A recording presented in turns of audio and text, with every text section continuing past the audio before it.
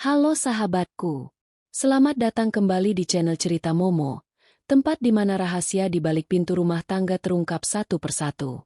Gimana perasaan kalian kalau suami yang pamitnya dinas luar kota, tapi tiba-tiba kalian lihat dia lagi panik di depan klinik sambil teriak, "Dokter, tolong istri saya mau melahirkan." Padahal, kalian adalah istri sahnya yang ada di sana.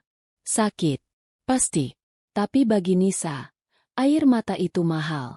Dia nggak akan menangis. Dia justru akan memberikan kejutan yang nggak akan pernah dilupakan suaminya seumur hidup. Nah, sebelum kita masuk ke babak pertama pembalasan Nisa yang sangat berkelas, yuk kita absen dulu. Tulis di kolom komentar nama kalian, asal kota, dan ketik hadir. Jangan lupa juga untuk klik tombol like dan subscribe agar kalian gak ketinggalan detik-detik kehancuran suami yang tak setia ini. Sudah siap? Mari kita mulai ceritanya. Nisa berdiri mematung di balik pilar besar sebuah klinik bersalin dengan napas yang terasa sesak. Tangannya gemetar hebat saat memegang ponsel yang kini tengah merekam sebuah pemandangan yang menghancurkan dunianya. Di depan sana, Hamka, suaminya yang pamit sejak kemarin untuk dinas luar kota, tampak begitu panik. Tidak ada koper besar atau seragam kantor. Yang ada hanyalah Hamka yang mengenakan kaos santai, sedang memapah seorang wanita muda yang mengerang kesakitan karena kontraksi hebat. Suara Hamka yang biasanya terdengar lembut di telinga Nisa, kini terdengar seperti belati yang menghujam jantungnya saat pria itu berteriak kencang memanggil perawat. Hamka memanggil wanita itu dengan sebutan istri, bahkan memohon kepada dokter agar segera menyelamatkan nyawa istri dan calon bayinya. Nisa merasa dunianya runtuh seketika. Bayangan pengabdiannya selama ini, kesabarannya merawat ibu Teti yang lumpuh, dan segala penghematan yang ia lakukan demi ekonomi keluarga, seolah menguap menjadi debu yang tak berharga. Nisa hampir saja melompat keluar untuk melabrak mereka. Namun akal sehatnya menahan langkah itu. Ia tahu, jika ia hanya datang berteriak dan menjambak, ia hanya akan menjadi pihak yang terlihat lemah dan kalah. Nisa menarik napas panjang, berusaha menenangkan detak jantungnya yang menggila. Ia menyimpan rekaman video itu dengan jari yang masih bergetar. Baginya, ini bukan sekadar perselingkuhan biasa. Ini adalah pengkhianatan yang terencana dengan rapi. Selama ini, Hamka selalu mengeluh bahwa penghasilannya sebagai karyawan swasta sangat terbatas. Hamka sering meminta Nisa untuk memaklumi keadaan dan menunda keinginan memiliki anak karena alasan biaya. Ternyata, semua itu hanyalah bualan agar Hamka bisa membagi hartanya untuk wanita lain tanpa dicurigai. Nisa teringat betapa seringnya ia hanya makan dengan lauk seadanya demi memastikan ibu Teti mendapatkan obat-obatan terbaik, sementara suaminya di luar sana justru membangun istana dengan wanita lain. Pikiran Nisa melayang pada kejadian-kejadian kecil yang selama ini ia abaikan. Wangi parfum wanita di baju Hamka yang dikatakan sebagai bau pewangi kantor, hingga panggilan telepon misterius yang selalu dimatikan jika Nisa mendekat. Semuanya kini terjawab di lorong klinik ini. Wanita yang dibawa Hamka, yang kemudian ia ketahui bernama Fiona, terlihat jauh lebih muda darinya. Wajah Fiona tampak penuh kemenangan dalam erangan sakitnya, seolah dia adalah satu-satunya ratu dalam hidup Hamka. Nisa melihat perawat membawa Fiona masuk ke dalam ruang persalinan, dan Hamka dengan setia mengekor di belakang sambil menggenggam tangan wanita itu dengan penuh kasih sayang. Pemandangan itu menjadi paku terakhir di peti mati pernikahan mereka bagi Nisa. Tidak ada lagi ruang untuk maaf. Cinta yang selama ini ia jaga dengan penuh ketulusan, kini telah mati di tangan pria yang paling ia percayai. Dengan langkah yang perlahan namun pasti, Nisa berbalik arah meninggalkan klinik tersebut. Ia tidak ingin lagi melihat wajah Hamka di sana. Di dalam kepalanya, tidak ada lagi keinginan untuk menangis meraung-raung. Yang ada hanyalah sebuah rencana besar yang mulai tersusun rapi. Ia teringat pada rumah yang mereka tempati, sebuah bangunan yang berdiri di atas tanah dan biaya hasil warisan almarhum ayahnya. Hamka mungkin merasa rumah itu adalah miliknya karena namanya yang tertera di beberapa dokumen renovasi, tapi Nisa tahu cara untuk mengambil kembali apa yang menjadi haknya. Setibanya di rumah, Nisa melihat ibu Teti duduk di kursi roda, menatap ke arah jendela dengan pandangan kosong. Nisa merasa iba, namun rasa itu tercampur dengan kecurigaan. Apakah ibu Teti tahu tentang perbuatan anaknya? Nisa mendekat dan mencoba bersikap seperti biasa, menyiapkan makan siang untuk ibu mertuanya itu.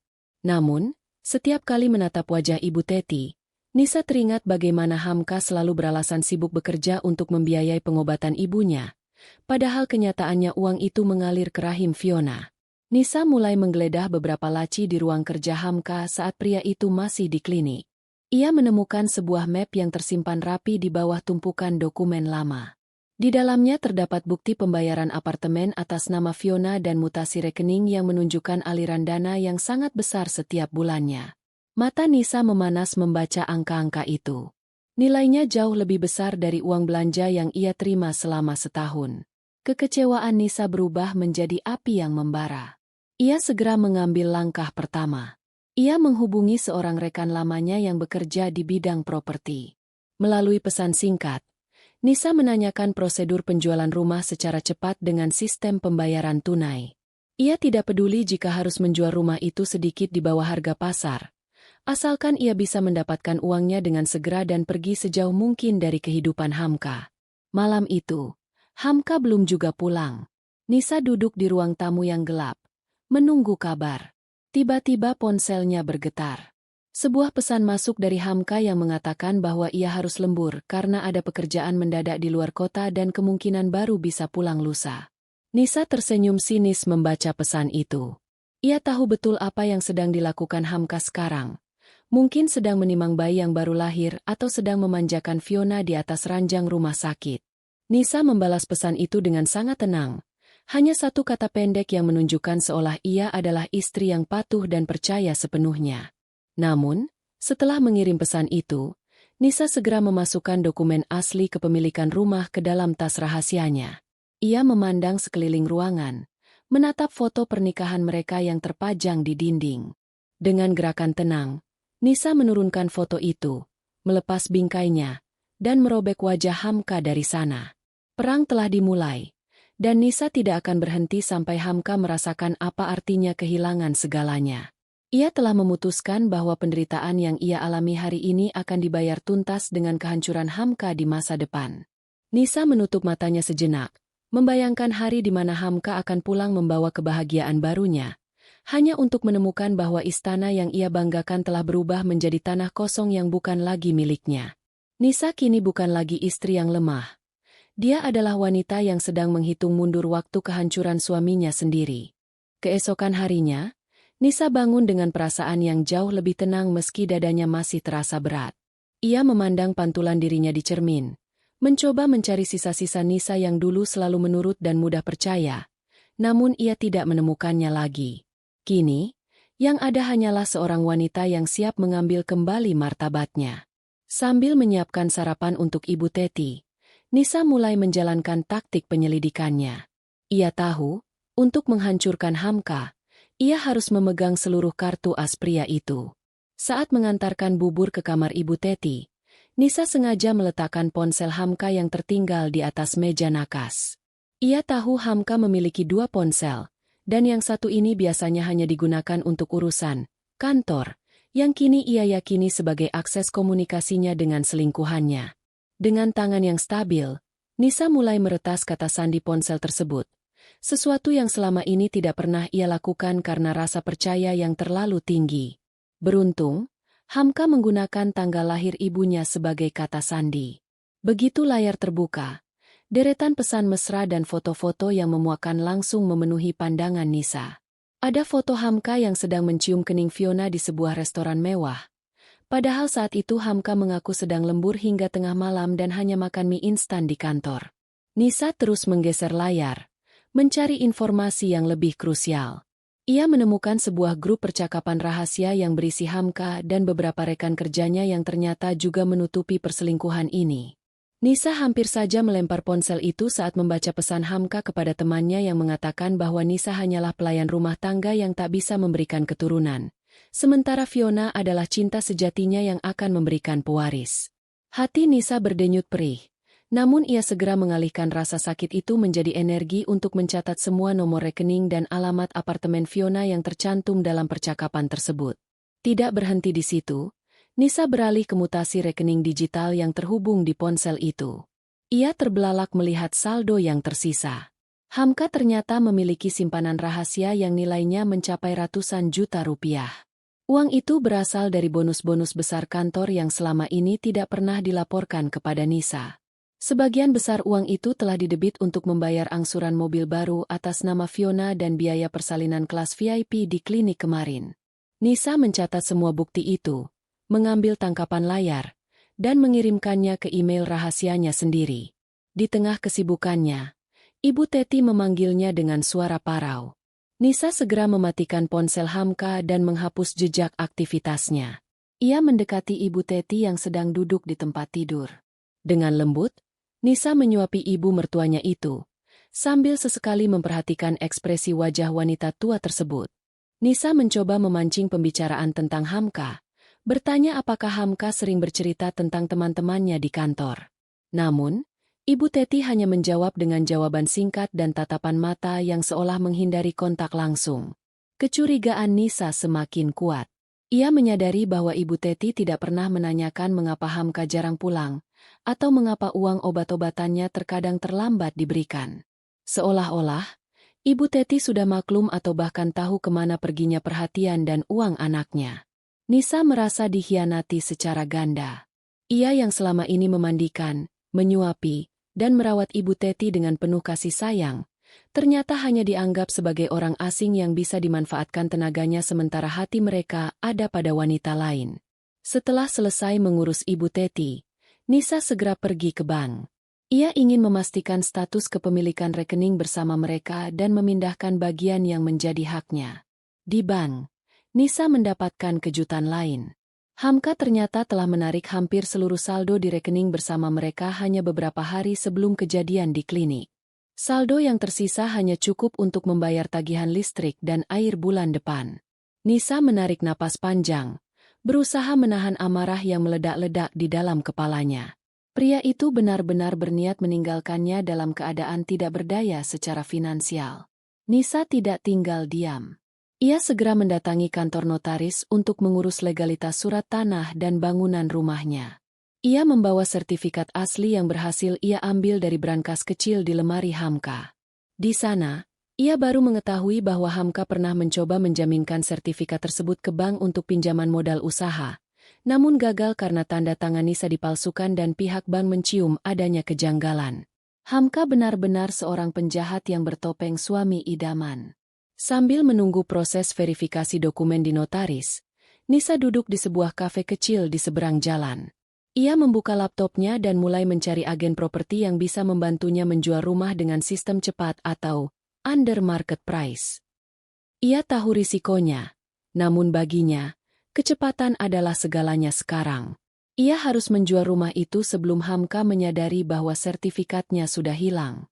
Nisa membuat iklan sederhana namun menarik di beberapa platform jual-beli properti premium, menekankan bahwa rumah tersebut berada di lokasi strategis dan siap huni.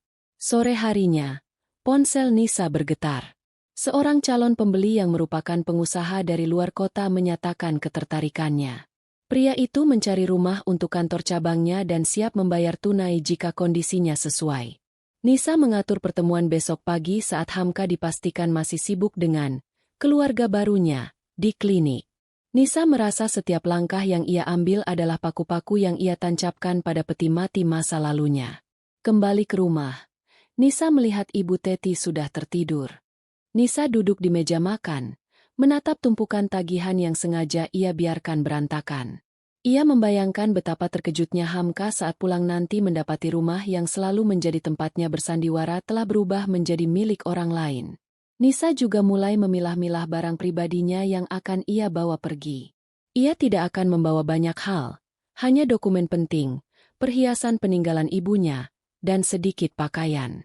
Baginya, barang-barang di rumah ini sudah terkontaminasi oleh kebohongan Hamka. Nisa menghabiskan malam itu dengan merencanakan langkah selanjutnya. Ia mencari panti jompo yang layak namun terjangkau untuk Ibu Teti.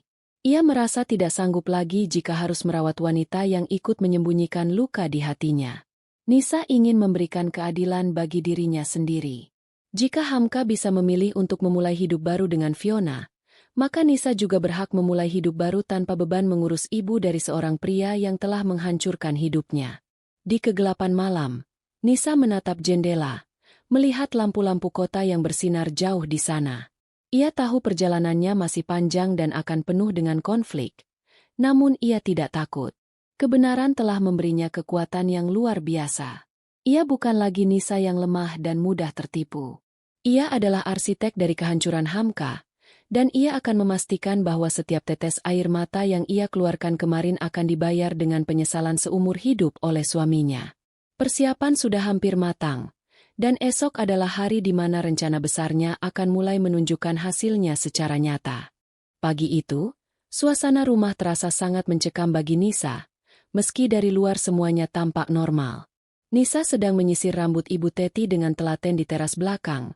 Sebuah rutinitas yang biasanya dilakukan dengan penuh kasih sayang, namun kini terasa hambar. Saat Nisa hendak beranjak ke dapur untuk mengambil air minum, ia mendengar suara getar ponsel dari balik bantal kursi roda Ibu Teti. Nisa terhenti. Ia sengaja tidak langsung mengambilnya, melainkan bersembunyi di balik tirai pintu pembatas. Ibu Teti dengan gerakan tangan yang gemetar karena kelumpuhannya, berusaha meraih ponsel itu. Setelah berhasil, ia mengangkat telepon dengan suara yang mendadak berubah menjadi ceria. Sangat berbeda dengan suara lemah yang biasanya ia tunjukkan di depan Nisa. Dari balik tirai, Nisa menajamkan pendengaran. Suara Hamka terdengar di seberang sana. Sangat jelas karena Ibu Teti menyalakan pengeras suara. Hamka mengabarkan dengan nada bangga bahwa Fiona telah melahirkan seorang bayi laki-laki yang tampan dan sehat.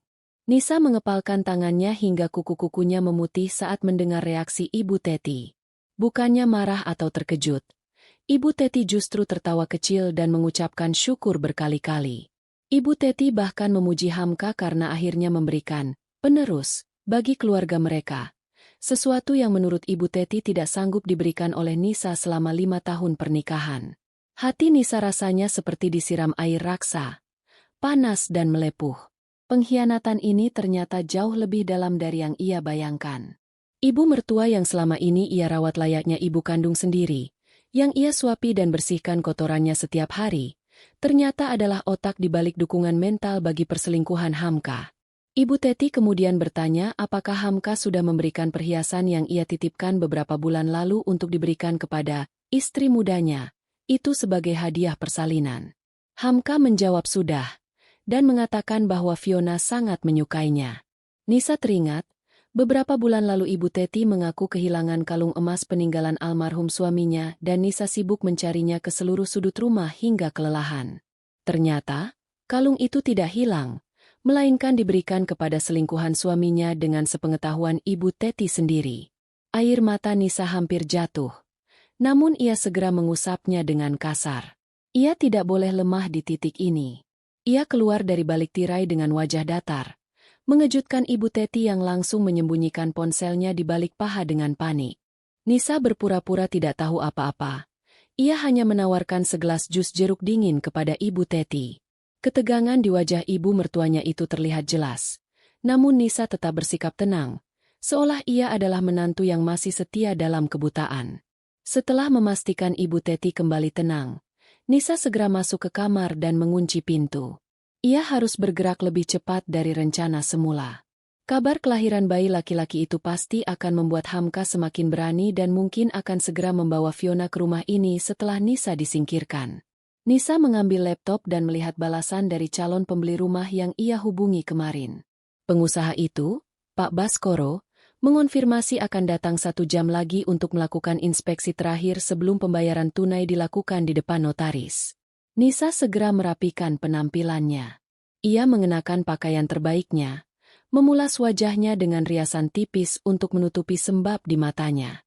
Saat Pak Baskoro datang, Nisa menyambutnya dengan sangat profesional di ruang tamu.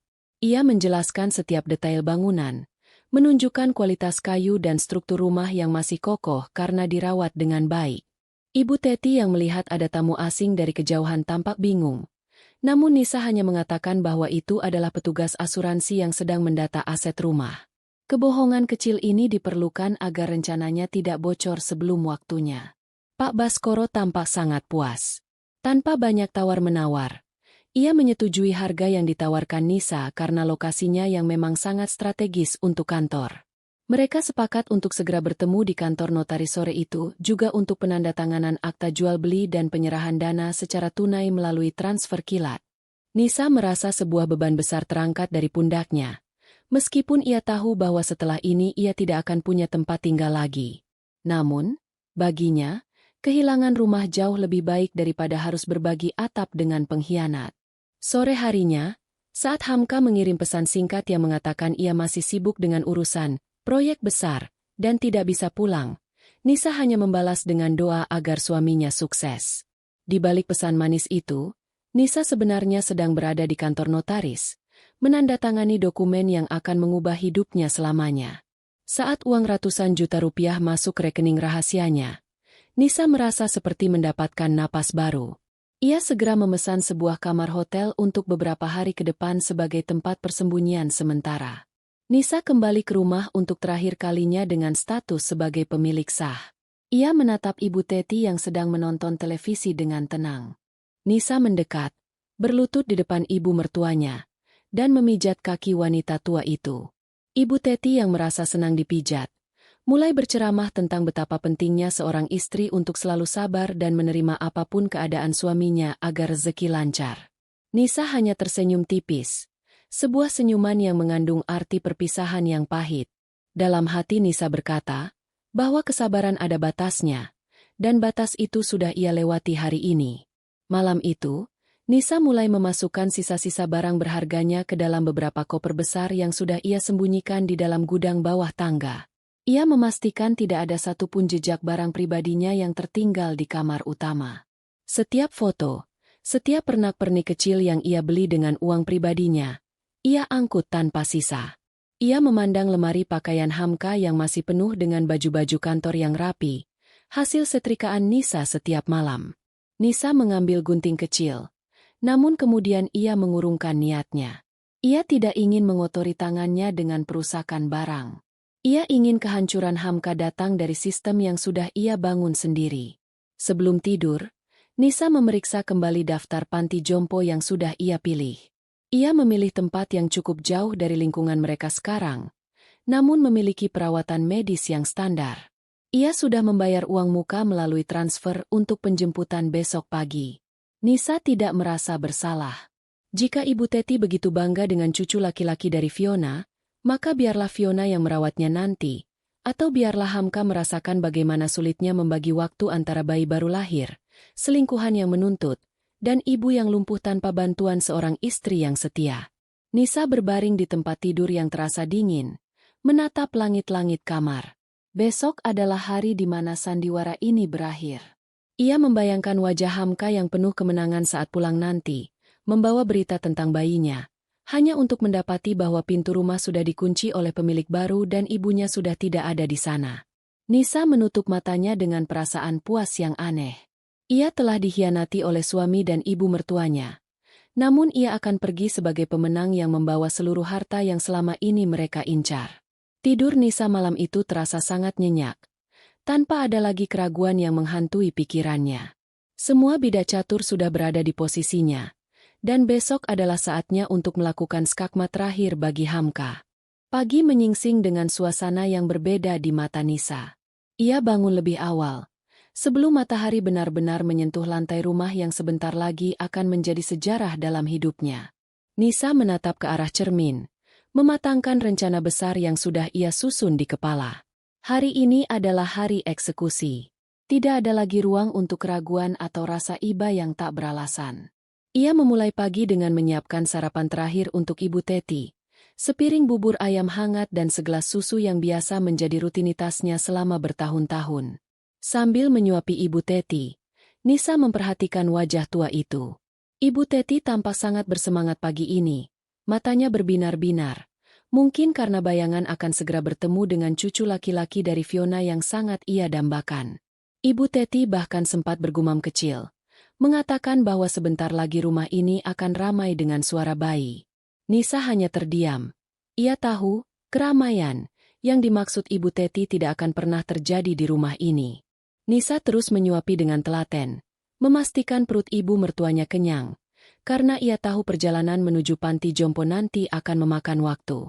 Setelah selesai dengan urusan sarapan, Nisa segera masuk ke dalam kamar utama dan mengambil tas berisi dokumen-dokumen penting yang sudah ia siapkan. Ia memeriksa saldo di ponselnya sekali lagi. Uang hasil penjualan rumah dari Pak Baskoro sudah masuk sepenuhnya ke rekening rahasianya. Angka yang tertera di sana adalah tiket kebebasannya. Nisa kemudian menghubungi agen properti dan Pak Baskoro untuk memberitahukan bahwa ia akan segera mengosongkan rumah sepenuhnya dalam beberapa jam ke depan. Tiba-tiba, suara klakson mobil terdengar dari depan rumah. Itu adalah ambulans swasta yang sudah Nisa pesan untuk menjemput Ibu Teti menuju panti jompo. Mendengar suara itu, Ibu Teti tampak bingung dan bertanya siapa yang datang sepagi ini. Nisa dengan sangat tenang menjawab bahwa itu adalah mobil khusus yang akan membawa Ibu Teti ke tempat terapi baru yang lebih canggih agar kakinya bisa segera sembuh. Ibu Teti, yang selama ini memang sangat ingin sembuh agar bisa menggendong cucunya, menurut saja tanpa menaruh curiga sedikitpun. Proses pemindahan Ibu Teti berlangsung cepat. Petugas medis dengan sigap mengangkat Ibu Teti ke atas tandu.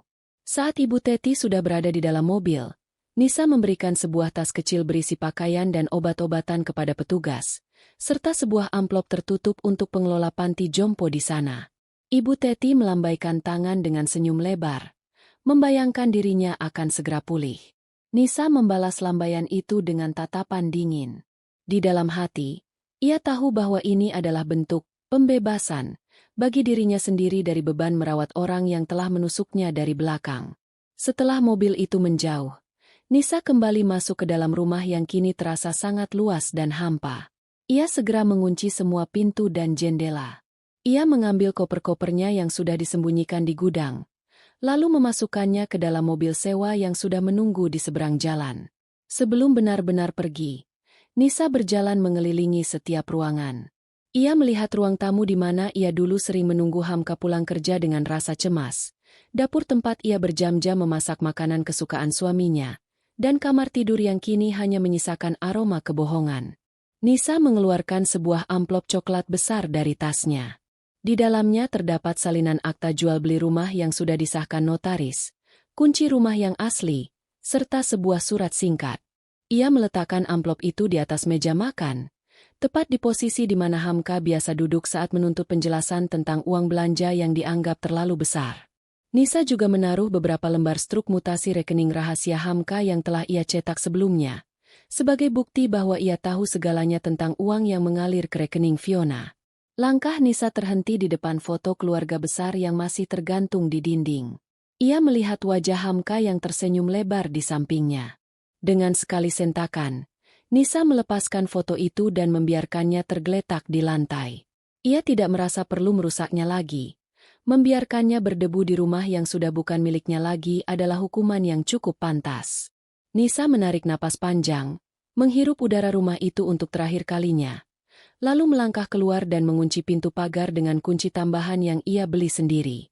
Di dalam mobil menuju hotel, Nisa segera mematikan nomor ponsel lamanya yang diketahui oleh Hamka dan keluarganya. Ia menggantinya dengan kartu baru yang sudah ia siapkan. Ia juga menghapus semua aplikasi media sosial dari ponselnya untuk sementara waktu agar tidak bisa dilacak melalui sinyal lokasi. Nisa merasa seolah-olah ia baru saja melepas rantai berat yang selama ini mengikat kakinya. Perasaan lega itu begitu kuat hingga ia sempat tertawa kecil di dalam mobil. Sebuah tawa yang sudah lama sekali tidak pernah muncul dari bibirnya. Sambil menatap jalanan kota dari jendela mobil, Nisa mulai merancang hidup barunya di luar kota. Ia sudah memesan tiket kereta api untuk keberangkatan sore nanti. Tujuannya adalah sebuah kota kecil di Jawa Tengah yang jauh dari jangkauan siapapun yang mengenalnya. Di sana, ia berencana membuka usaha kuliner kecil-kecilan, sesuatu yang selalu menjadi impiannya namun selalu dilarang oleh Hamka dengan alasan seorang istri harus fokus mengurus rumah tangga dan ibu mertua. Nisa teringat ucapan Hamka beberapa minggu lalu saat ia mengeluh lelah merawat Ibu Teti. Hamka dengan entengnya berkata bahwa itu adalah ladang pahala bagi Nisa dan sudah menjadi kewajiban seorang menantu. Kini, Nisa ingin melihat bagaimana Hamka mencari ladang pahalanya sendiri tanpa bantuan siapapun.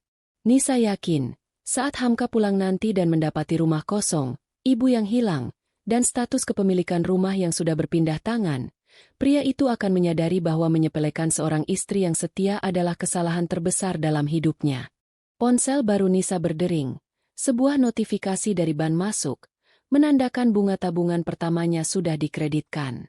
Nisa tersenyum melihat angka 0 yang berderet di sana.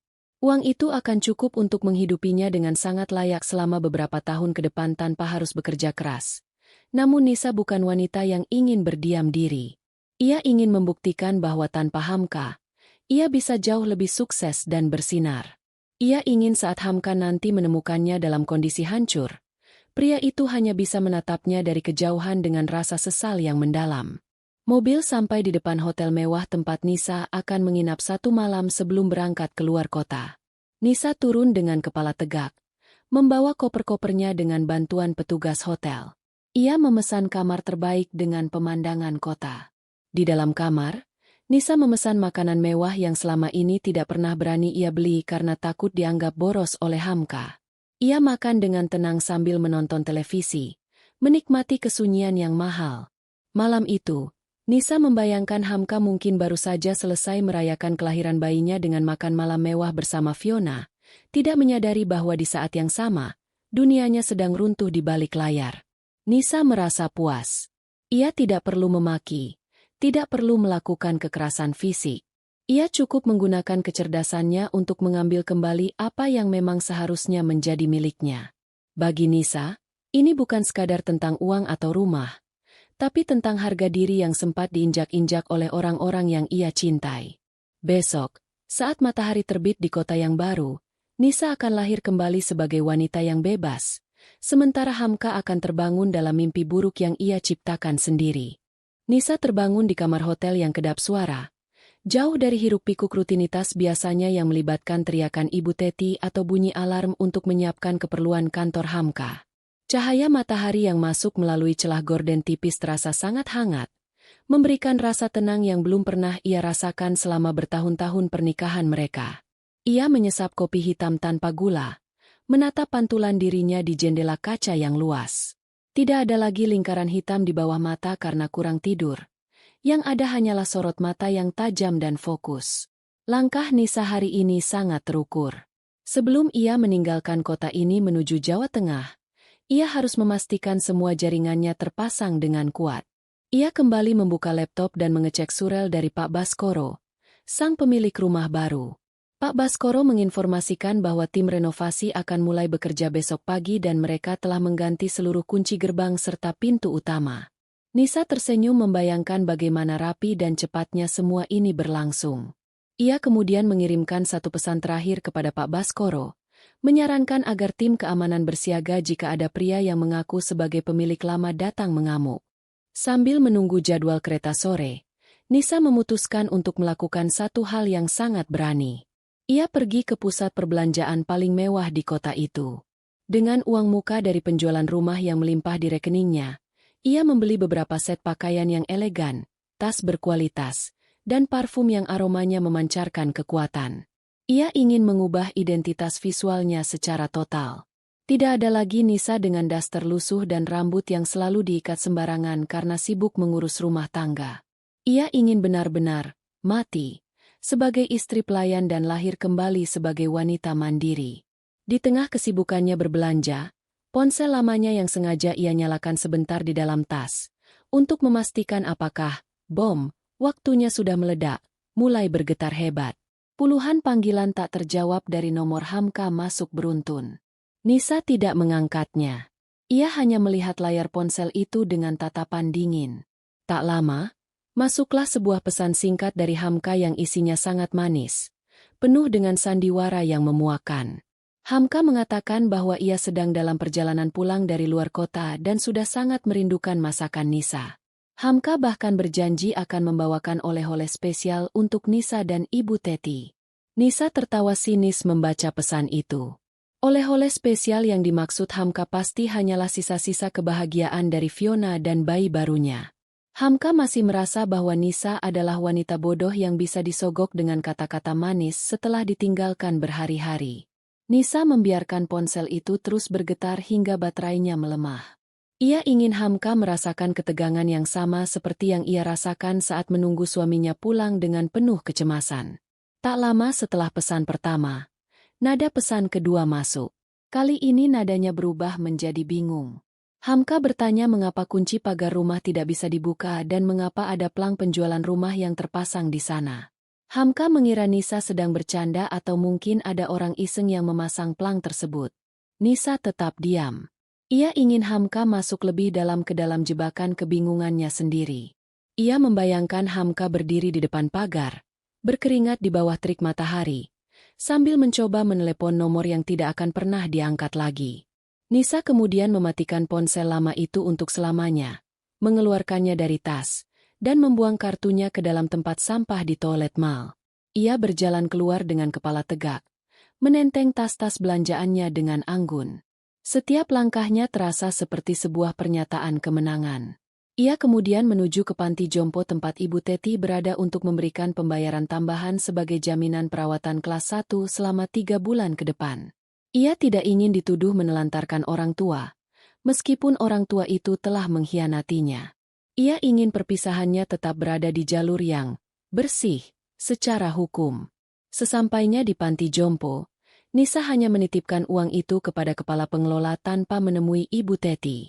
Ia tahu, jika ia bertemu dengan ibu mertuanya itu, Ibu Teti pasti akan meratap dan memohon-mohon setelah menyadari bahwa anaknya, Hamka, tidak akan bisa menjemputnya dalam waktu dekat. Nisa hanya berpesan agar Ibu Teti diberikan nutrisi yang baik. Baginya, tugasnya sebagai menantu sudah selesai secara terhormat. Ia telah memberikan tempat tinggal yang layak dan perawatan medis.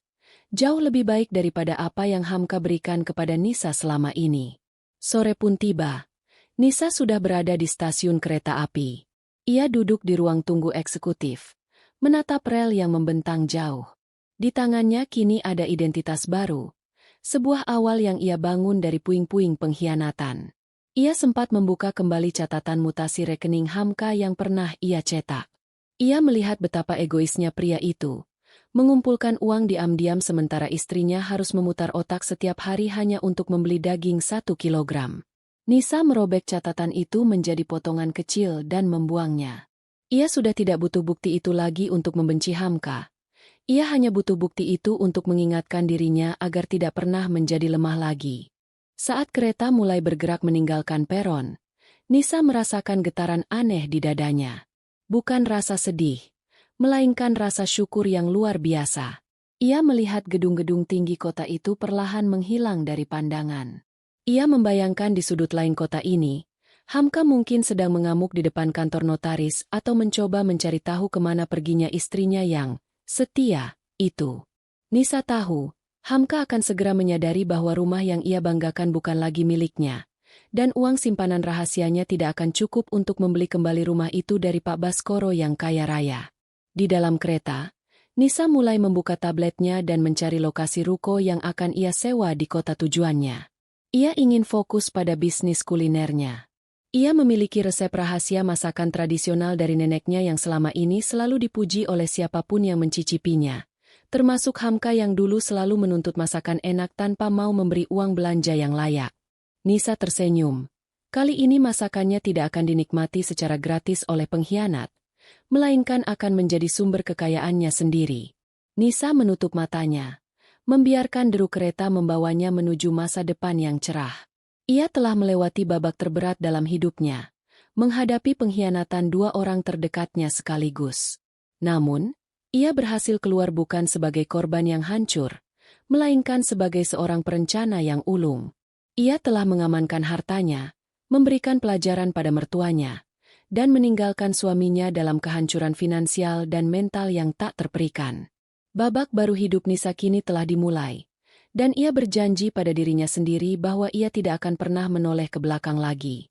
Di kota yang baru nanti, ia akan dikenal sebagai Nisa sang pengusaha sukses, bukan lagi Nisa sang menantu yang malang.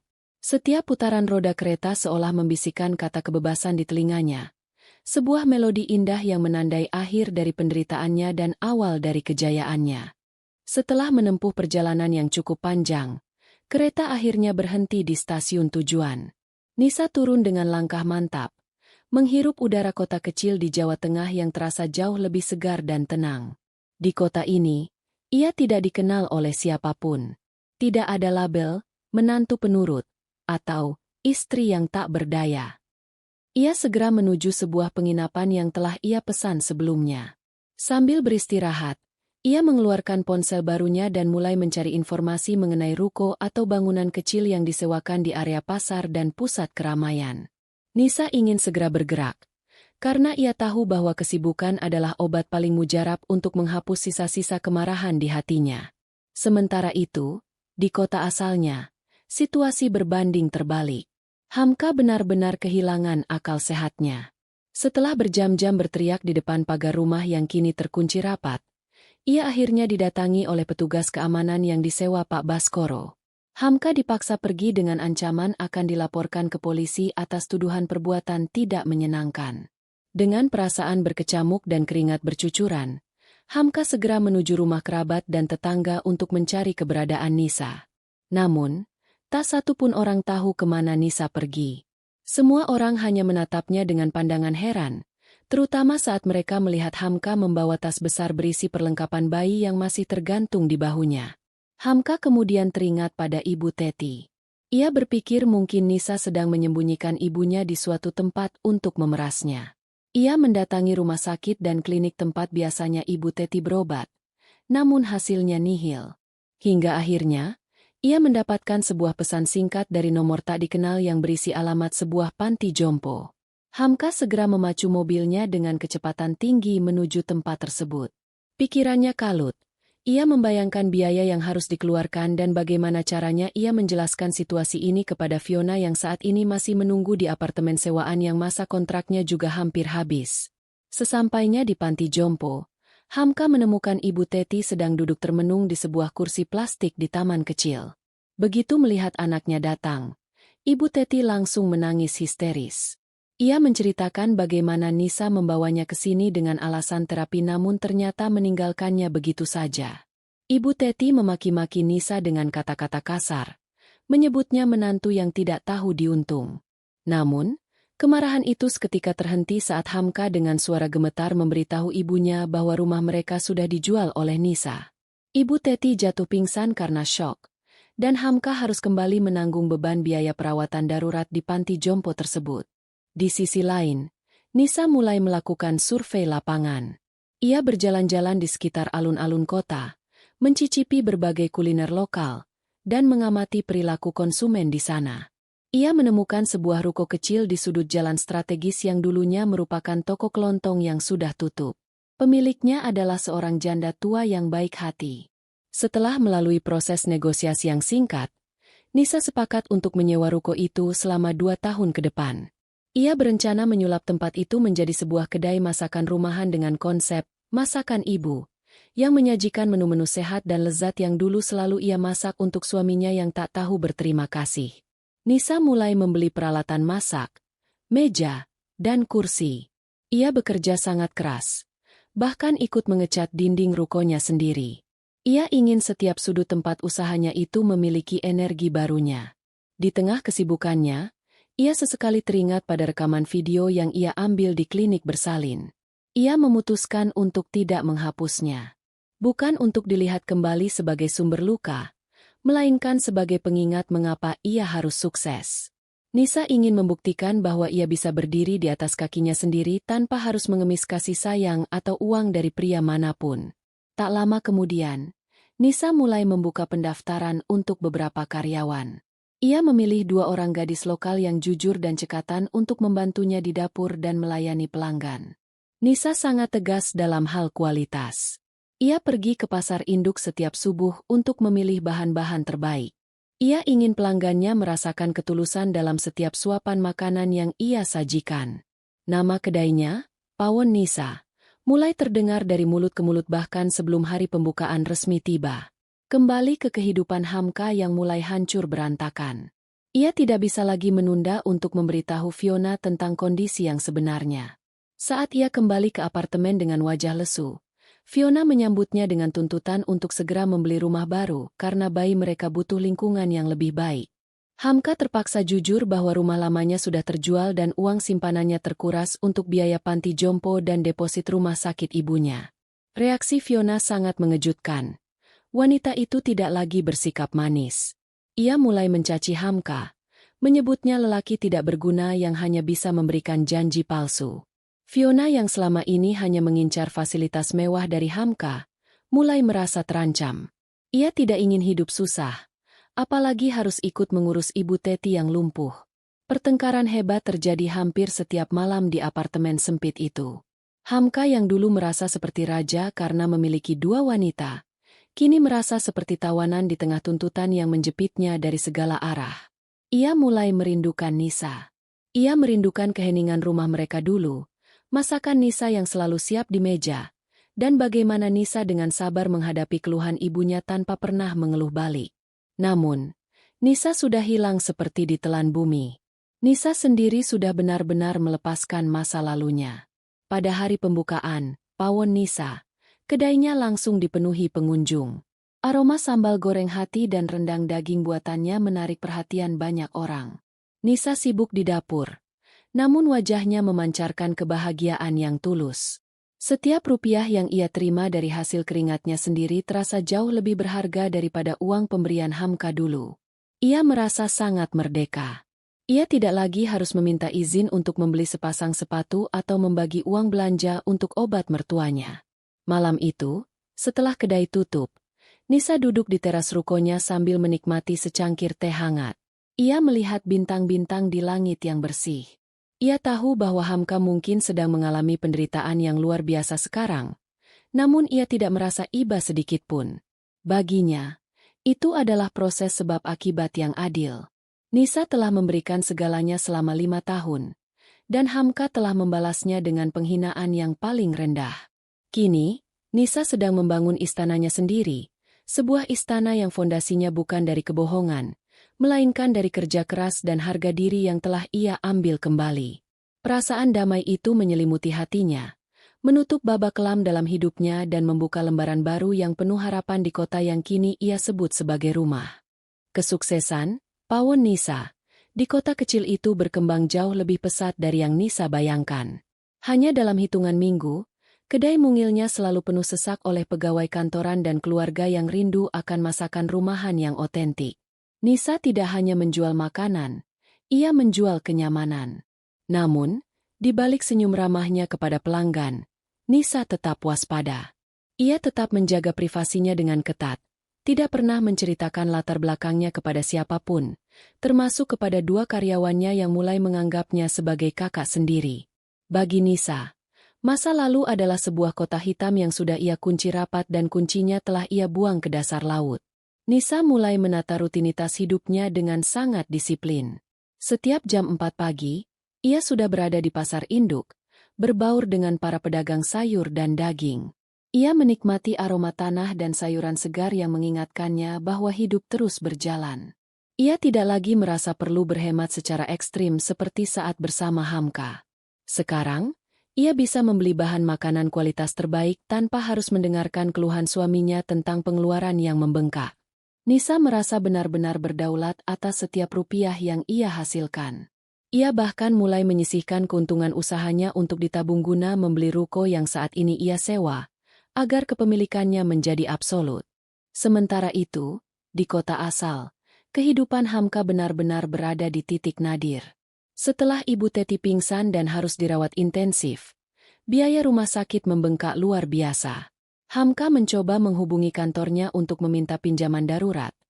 Namun ia justru mendapatkan kejutan pahit. Pihak manajemen kantor mencium ketidakberesan dalam laporan keuangan proyek yang pernah dipegang Hamka. Ternyata, selama ini Hamka sering memanipulasi biaya perjalanan dinas dan catering untuk membiayai gaya hidup mewah Fiona. Hamka tidak hanya terancam kehilangan pekerjaan, tapi juga terancam dilaporkan ke pihak berwajib jika tidak segera mengembalikan uang perusahaan. Hamka pulang ke apartemen Fiona dengan tubuh lemas dan wajah pucat pasi. Namun, bukannya mendapatkan sandaran atau kata-kata penenang, ia justru mendapati Fiona sedang sibuk mengemasi barang-barang mewahnya ke dalam koper besar. Fiona yang sudah tahu bahwa Hamka kini tak punya rumah, tak punya tabungan, dan terancam dipecat, tidak mau lagi berpura-pura setia. Fiona dengan dingin mengatakan bahwa ia tidak sanggup hidup melarat apalagi harus ikut mengurus bayi sendirian sementara Hamka sibuk mondar-mandir ke rumah sakit dan kantor polisi. Pertengkaran hebat pecah di apartemen itu. Hamka mencoba menahan Fiona, mengingatkan wanita itu bahwa bayi laki-laki yang ia lahirkan butuh seorang ayah. Fiona tertawa sinis. Sebuah tawa yang membuat bulu kuduk Hamka meremang. Fiona mengeluarkan sebuah surat dari tasnya. Sebuah hasil tes kesehatan yang menunjukkan bahwa Hamka sebenarnya memiliki masalah kesuburan yang kecil kemungkinannya untuk memiliki keturunan dalam waktu dekat tanpa pengobatan khusus. Fiona mengakui dengan enteng bahwa bayi itu adalah hasil hubungannya dengan pria lain yang jauh lebih kaya namun tidak mau bertanggung jawab. Dan ia hanya memanfaatkan Hamka karena Hamka terlihat sangat bodoh dan mudah dimanipulasi dengan alasan cucu untuk ibunya. Dunia Hamka runtuh seketika. Pukulan ini jauh lebih menyakitkan daripada kehilangan rumah. Ia telah mengkhianati istri yang suci demi bayi yang bahkan bukan darah dagingnya sendiri. Dalam kemarahan dan rasa malu yang luar biasa, Hamka pergi meninggalkan apartemen itu dan kembali ke panti jompo untuk menemui ibunya. Ia duduk di samping tempat tidur Ibu Teti yang kini tampak sangat renta dan tak berdaya. Dengan suara parau, Hamka menceritakan segalanya. Tentang rumah yang sudah dijual Nisa, tentang uang kantor yang ia pakai, dan tentang pengkhianatan Fiona. Ibu Teti hanya bisa menangis sesenggukan, menyadari bahwa kebenciannya pada Nisa selama ini adalah sebuah kesalahan besar. Mereka kini hanya memiliki satu sama lain dalam kemiskinan dan kehinaan. Persis seperti yang Nisa rencanakan saat ia meninggalkan surat di meja makan dulu. Di Jawa Tengah, Nisa mulai merambah ke dunia catering untuk acara-acara pernikahan dan syukuran. Nama Pawon Nisa semakin harum.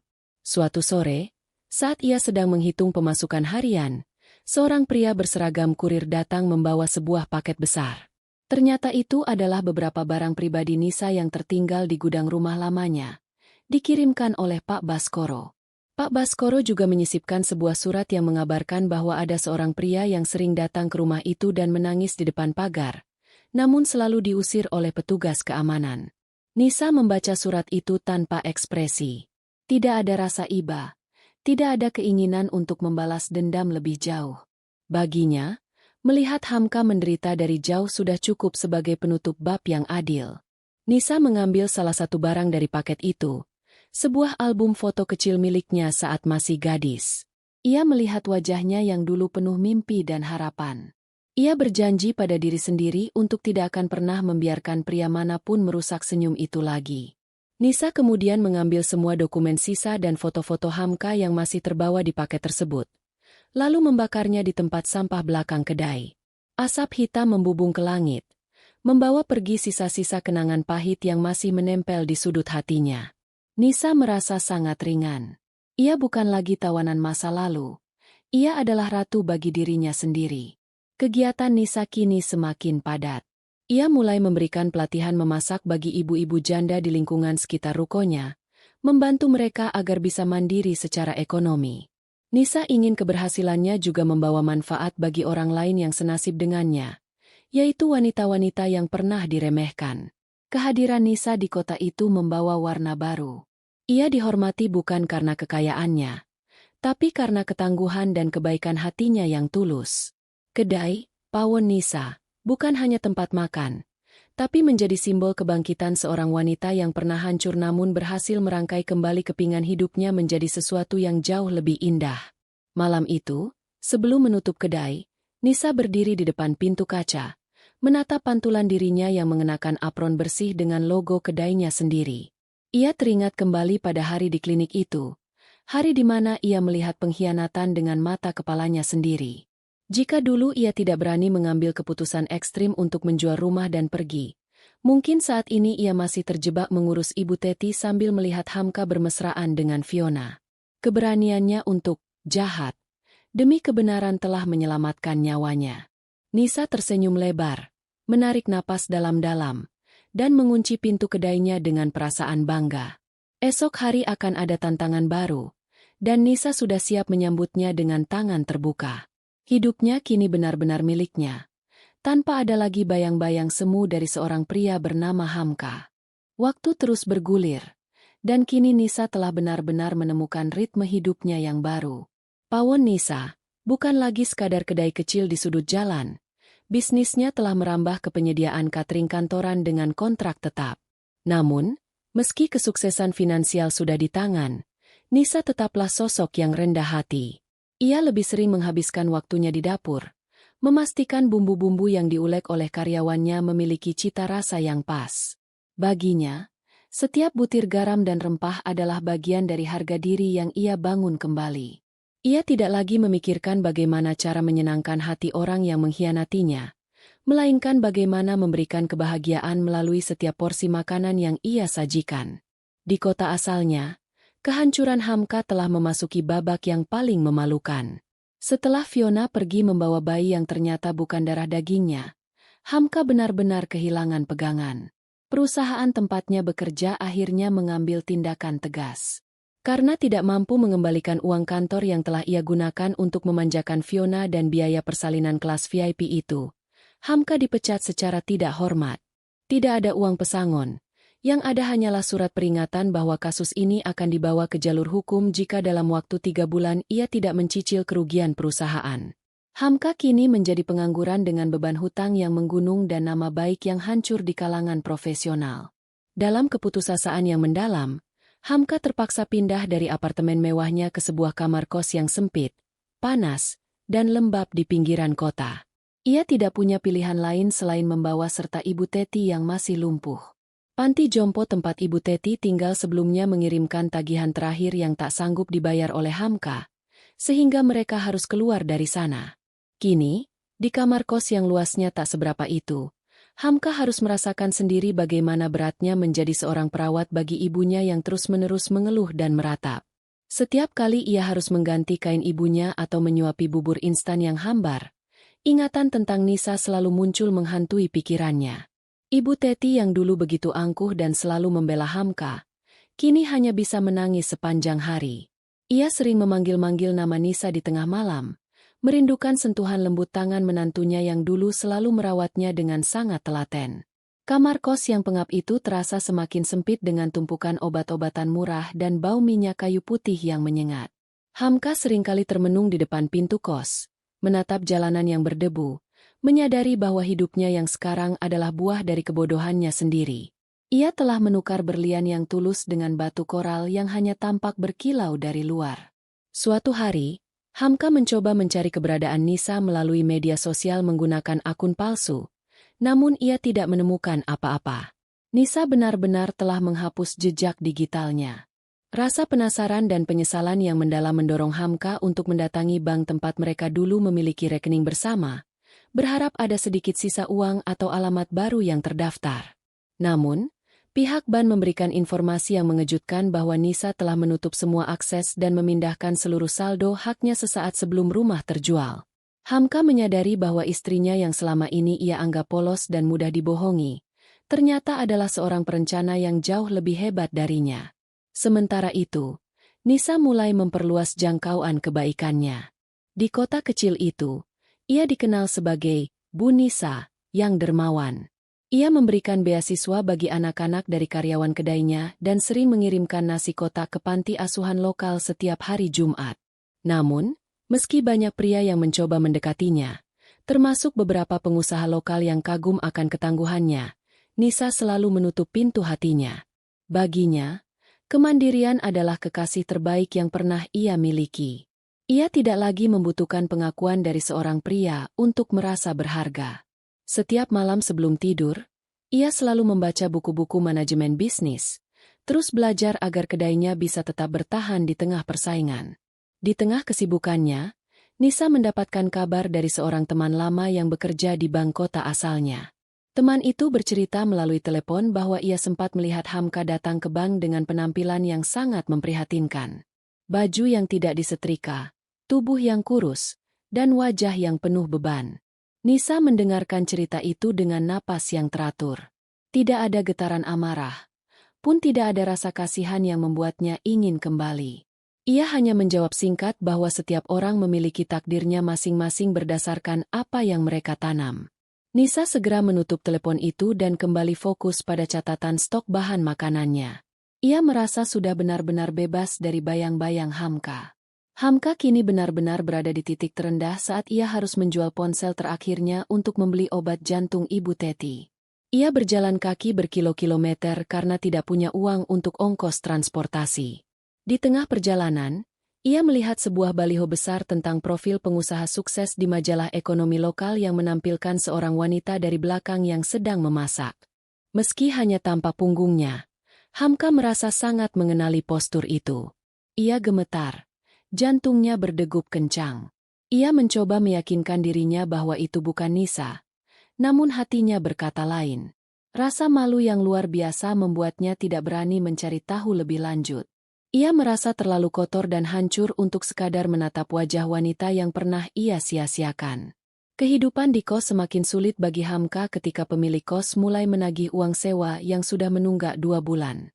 Hamka mencoba melamar pekerjaan sebagai buruh angkut atau sopir. Namun kesehatannya yang mulai menurun akibat stres membuat ia seringkali ditolak.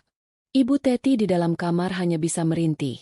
Sesekali menyalahkan Hamka mengapa dulu mereka harus berbohong kepada Nisa. Perdebatan antara ibu dan anak itu seringkali berakhir dengan tangisan sunyi di kegelapan malam. Hamka menyadari bahwa hukuman yang paling berat bukanlah penjara, melainkan hidup dalam kemiskinan sambil membawa beban penyesalan yang tidak akan pernah bisa ditebus. Nisa, di kedainya, baru saja menutup kesepakatan besar untuk menjadi penyedia catering di acara peresmian pabrik baru di kotanya. Ini adalah pencapaian terbesar Pawon Nisa sejauh ini. Ia merayakannya dengan mengajak seluruh karyawannya makan bersama di teras kedai. Di tengah tawa dan kegembiraan mereka, Nisa menatap langit malam yang cerah. Ia teringat kembali pada malam di mana ia menangis sendirian di lorong klinik bersalin. Dulu ia merasa dunianya sudah berakhir. Namun ternyata itu adalah cara Tuhan untuk memberinya awal yang jauh lebih indah. Nisa tersenyum penuh kemenangan. Bukan kemenangan karena melihat musuhnya hancur, tapi kemenangan karena ia berhasil mengalahkan rasa takutnya sendiri dan bangkit sebagai wanita yang lebih kuat dari sebelumnya. Ia tidak lagi peduli di mana Hamka berada, karena baginya, pria itu hanyalah debu di masa lalu yang sudah tertiup angin jauh-jauh. Beberapa bulan kemudian, kehidupan Nisa di Jawa Tengah benar-benar mencapai puncaknya. Kedai Pawon Nisa kini telah resmi memiliki cabang kedua di kota tetangga. Nisa yang dulu hanya seorang istri yang menghabiskan waktunya di balik tembok rumah dan merawat mertua, kini menjelma menjadi sosok inspiratif. Ia sering diundang ke seminar-seminar kewirausahaan lokal untuk berbagi kisah tentang kemandirian ekonomi wanita. Namun, Nisa tetaplah Nisa yang waspada. Ia tidak pernah memamerkan kekayaannya di media sosial secara berlebihan. Ia lebih memilih menginvestasikan keuntungannya pada tanah dan ruko, memastikan bahwa masa depannya tidak akan pernah lagi bergantung pada belas kasihan seorang pria. Suatu sore, Nisa menerima sepucuk surat resmi dari pengadilan negeri di kota asalnya. Surat itu adalah panggilan untuk menjadi saksi atau setidaknya memberikan keterangan terkait kasus penggelapan uang perusahaan yang dilakukan oleh Hamka. Rupanya, pihak perusahaan tidak main-main dengan ancaman mereka. Hamka terbukti melakukan fraud yang sistematis demi menuruti gaya hidup Fiona. Nisa membaca surat itu dengan tenang di kantornya yang sejuk. Ia melihat deretan angka kerugian yang diakibatkan oleh suaminya. Nisa menarik napas panjang. Ia tidak benci, tapi ia juga tidak merasa perlu untuk menyelamatkan Hamka. Ia hanya membalas surat itu melalui pengacaranya, menyatakan bahwa ia sudah bercerai secara agama dan sedang dalam proses finalisasi hukum, serta tidak lagi memiliki hubungan aset apapun dengan pria tersebut. Di sisi lain, kehidupan Hamka sudah benar-benar mencapai titik nadir yang tak terbayangkan.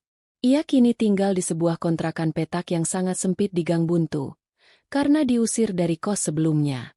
Bau lembab dan aroma obat-obatan murah memenuhi ruangan yang hanya seukuran gudang rumah lamanya itu. Hamka kini bekerja serabutan. Terkadang menjadi kuli panggul di pasar saat malam hari agar siangnya bisa merawat Ibu Teti.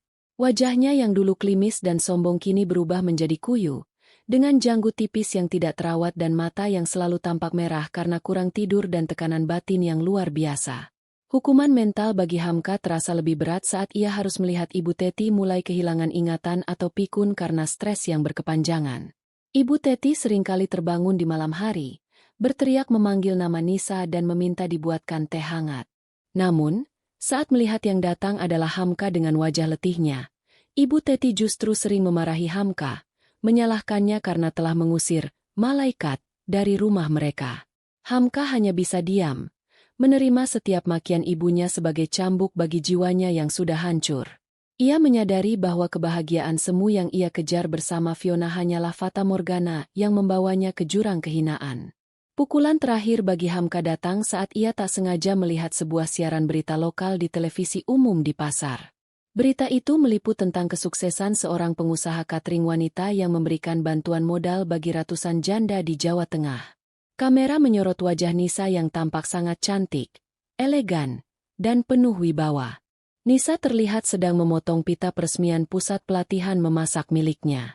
Hamka terjatuh lemas di atas aspal pasar yang kotor. Pria-pria di sekitarnya mengira ia kelelahan karena memanggul beban. Namun sebenarnya jantung Hamka terasa seperti berhenti berdetak. Ia melihat wanita yang dulu ia sebut pembantu gratisan dan istri yang tidak berguna, kini telah menjadi ratu di dunianya sendiri. Rasa ingin tahu yang menyiksa membuat Hamka nekat menggunakan sisa uang terakhirnya untuk pergi ke warnet. Ia mencari tahu tentang pawon Nisa. Air matanya menetes saat melihat foto-foto menu masakan di situs web kedai tersebut. Itu adalah menu-menu yang dulu selalu tersedia di meja makannya, yang dulu sering ia buang atau ia kritik karena dianggap terlalu sederhana. Kini, masakan itu dihargai mahal oleh orang-orang terpandang. Hamka merasa sangat kerdil. Ia ingin sekali menelepon Nisa, hanya untuk meminta maaf. Namun ia sadar bahwa ia bahkan tidak punya keberanian untuk mendengar suara wanita itu. Ia tahu Nisa sudah menutup pintu rapat-rapat. Dan ia sendiri yang telah membakar jembatan untuk kembali. Tak lama setelah itu, polisi benar-benar mendatangi kontrakan Hamka untuk menjemputnya terkait kasus di kantornya. Hamka tidak melawan. Ia justru merasa penjara mungkin adalah tempat yang lebih baik daripada kontrakan sempit yang penuh dengan penyesalan itu. Namun, masalah besarnya adalah Ibu Teti. Tidak ada siapapun yang bisa merawat wanita lumpuh itu jika Hamka dipenjara. Dengan sisa keberaniannya, Hamka mengirimkan pesan singkat ke nomor asisten Nisa yang ia temukan di situs web kedai, memohon agar Nisa sudi menaruh belas kasihan terakhir untuk menempatkan Ibu Teti di panti jompo yang layak sebelum ia dibawa ke balik jeruji besi. Nisa menerima pesan itu saat ia sedang bersiap untuk menghadiri gala dinner pengusaha. Ia terdiam sejenak menatap layar ponselnya. Asistennya bertanya apakah ia harus memblokir nomor tersebut. Nisa menggeleng perlahan. Ia teringat kembali pada pesan moral yang selalu ia pegang. Jangan membalas kejahatan dengan kejahatan, tapi balaslah dengan keadilan yang berkelas. Nisa akhirnya menginstruksikan asistennya untuk mengirimkan sejumlah uang ke pengelola panti jompo yang paling sederhana namun bersih di kota asal Hamka, cukup untuk biaya 1 tahun. Namun, Nisa memberi syarat mutlak. Hamka tidak boleh tahu bahwa uang itu darinya, dan Nisa tidak mau menerima pesan atau telepon apapun lagi dari keluarga tersebut. Eksekusi itu dilakukan dengan cepat. Saat Hamka dibawa oleh petugas kepolisian dengan tangan terborgol, sebuah ambulans datang untuk menjemput Ibu Teti menuju panti jompo. Ibu Teti hanya bisa menangis tanpa suara melihat anaknya digiring masuk ke mobil polisi. Hamka menatap ibunya dengan tatapan kosong, lalu menatap langit yang mendung. Ia merasa ini adalah akhir dari segala-galanya. Ia telah kehilangan istri, kehilangan rumah, kehilangan kehormatan, dan kini ia kehilangan kebebasannya. Semuanya berawal dari kebohongan kecil di klinik bersalin yang ia pikir tidak akan pernah terungkap. Nisa, di kotanya yang baru, melangkah masuk ke dalam ruang acara dengan gaun sutra yang anggun. Semua mata menatapnya dengan kekaguman. Ia tersenyum tipis, sebuah senyuman yang bukan berasal dari rasa puas melihat musuhnya menderita, melainkan rasa syukur karena ia berhasil menyelamatkan dirinya sendiri dari kehancuran yang diciptakan orang lain. Nisa tahu bahwa babak drama ini sudah hampir berakhir. Ia telah memberikan sedekah terakhirnya untuk Ibu Teti bukan karena cinta, tapi karena ia tidak ingin menyisakan sedikitpun hutang rasa atau beban moral di hatinya. Kini, ia benar-benar bersih. Langkahnya terasa sangat ringan, seringan udara pagi di kota yang telah memberinya kehidupan kedua. Ia sudah siap untuk menutup buku lama dan menulis babak akhir yang paling indah untuk dirinya sendiri. 1 tahun berlalu sejak badai besar itu meluluh lantakkan kehidupan Hamka, dan bagi Nisa, waktu tersebut adalah tahun keemasan yang penuh dengan kedamaian. Di sebuah kota di Jawa Tengah, Pawon Nisa telah bertransformasi menjadi sebuah ikon kuliner yang disegani. Nisa tidak lagi hanya berdiri di balik kompor. Ia kini adalah seorang pimpinan perusahaan catering besar yang memiliki puluhan karyawan setia. Pagi itu, Nisa berdiri di balkon ruko miliknya yang baru saja ia beli secara tunai. Ia menatap matahari terbit dengan perasaan yang sangat lapang. Tidak ada lagi sisa-sisa dendam. Tidak ada lagi amarah yang membakar. Semuanya telah mencair menjadi rasa syukur yang mendalam atas keberaniannya mengambil keputusan besar di masa lalu. Kabar terakhir yang sampai ke telinga Nisa melalui pengacaranya adalah tentang ketuk palu pengadilan untuk Hamka. Pria itu divonis penjara atas kasus penggelapan uang perusahaan. Di hari keberangkatannya ke lembaga pemasyarakatan, Hamka sempat mencari tahu keberadaan bayinya melalui mantan rekannya. Namun fakta yang ia temukan justru menjadi pukulan telak terakhir. Fiona, selingkuhannya, telah pergi entah kemana setelah bayi itu terbukti bukan anak Hamka. Fiona ternyata hanyalah seorang penipu yang memanfaatkan kepanikan dan keinginan Hamka akan seorang pewaris. Hamka kini mendekam di sel sempit, meratapi nasibnya dalam kesunyian, menyadari bahwa ia telah menukar emas murni dengan loyang yang berkarat. Ibu Teti, di panti jompo yang dibiayai Nisa secara anonim, kini menghabiskan hari-harinya dengan tatapan kosong. Kadangkala, dalam sisa ingatannya yang mulai memudar, ia meracau memanggil nama Nisa, meminta maaf atas segala persekongkolan yang pernah ia lakukan bersama anak laki-lakinya. Namun, pintu maaf yang dicari Ibu Teti sudah tertutup oleh jarak dan waktu yang tak mungkin terulang. Nisa telah memberikan bantuan terakhirnya sebagai bentuk kemanusiaan. Namun ia tidak akan pernah kembali untuk menyerahkan dirinya kembali ke dalam lingkaran racun tersebut. Baginya, tugas merawat mertua telah ia tunaikan dengan lebih dari cukup di masa lalu. Nisa memutuskan untuk mengadakan acara syukuran besar di panti asuhan lokal sebagai bentuk perayaan atas kemandiriannya.